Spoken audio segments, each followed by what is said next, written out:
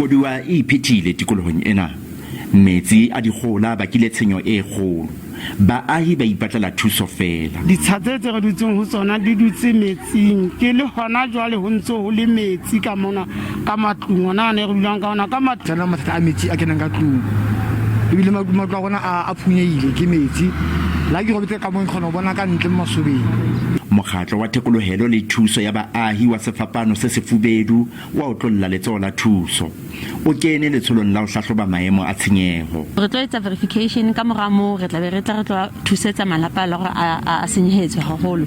So area ena Bronville ka hara Welkom hona le malapa site ena na ke malapa 68 kaofela le gore a affected.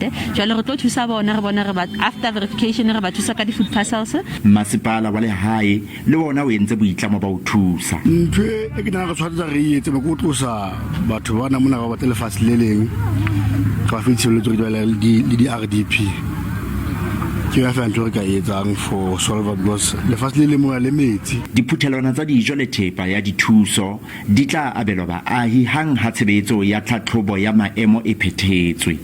Ke Konelo le Kgafola, Welkom.